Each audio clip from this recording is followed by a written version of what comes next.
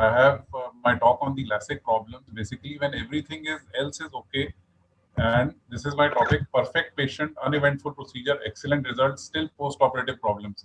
We have been talking of so many other problems that this has happened, that has happened, try everything. So many things we have talked in this instruction course. I just wanted to highlight few other points like bacterial keratitis, which is a real problem. And it has happened in so many times. It has happened very rarely in our practice. In last 15 years, we have faced only two cases.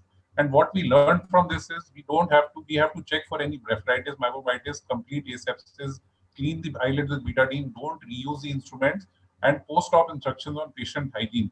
After especially doing the LASIK, patient should be not going for swimming for at least 1 month or any sauna. Avoid crowded and dirty places, dusty places.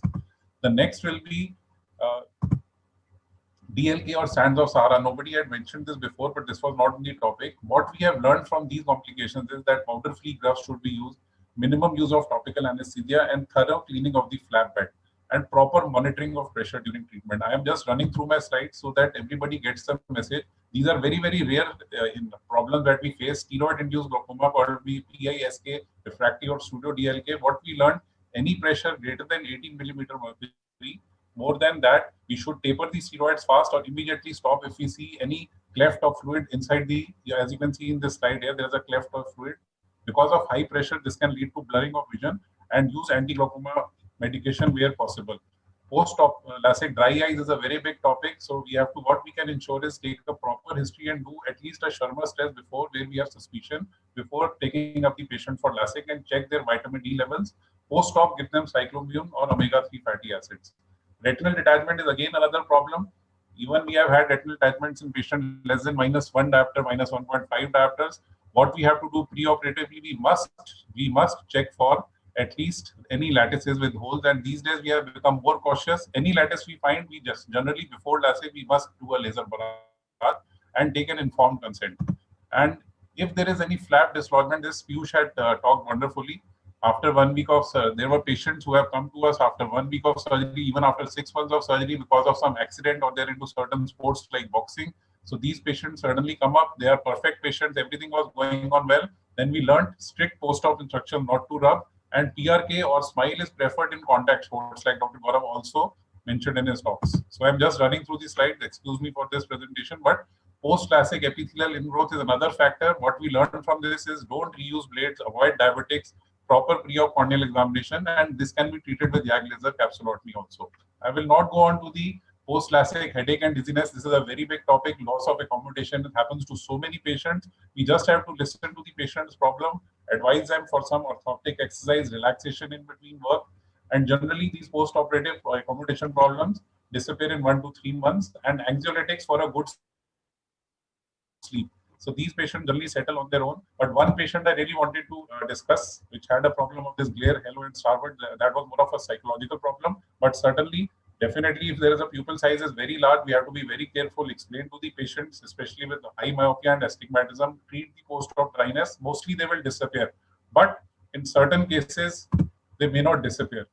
Post-LASIK aesthesia, I will not be talking about, time is very short. These are the what we learned is surface ablation, PRK extra in doubtful cases, ICL preferred in higher powers, always take proper consent, and tending loving care. I wanted to discuss one patient, especially in this instruction course. Time is short. He was a psychiatric patient. Everything went on well, -1.5 diopter, -2 diopter in both eyes. And there was no previous medical history. On day of surgery, he did not come with any friends or relatives. He kept on postponing his surgery. First post-op day, his vision was perfect. 10th day, he said, my words are moving outside. I have a poster outside my shop. The words are moving in and out. 15 days, he gave me 15 missed calls. On 16th day, there was a glare, headache, all problems. He was called up for follow-up. His vision, IOP, cornea, everything was fine. Next day, again, he starts complaining. I'm having increasing complaints, missed calls. He kept on troubling me. The patient was psychiatric. When we had a counseling with the family, we found that this problem was not in the LASIK procedure, but it was the patient. The patient was the problem. He had a psychiatric problem. He was already going antipsychotic treatment before the LASIK surgery, which we missed. And when we sent the patients to other renowned doctors about his problem, his family went him. He started blaming the other doctors also. He blamed his LASIK surgery for his loss of fiancée also. He had a broken engagement. So we even lodged the report with the police because he kept on threatening us. He gave us life-threatening calls, and I will break up the clinic and everything. So what we learned from this is that take history of antipsychotics, anxiolytics, note any unusual pre-op behavior of the patient. Patient who does not want to sign the consent form, don't do the LASIK, don't operate if patient has come alone to the center and without consent. And with this, I will end my talk. I was very, very brief. I hope you understood the message. This was a wonderful instruction course. Thanks to everybody, Dr. Bhalla, Dr. Ashish, Dr. Gaurav, Dr. Piyush, Dr. Jaya.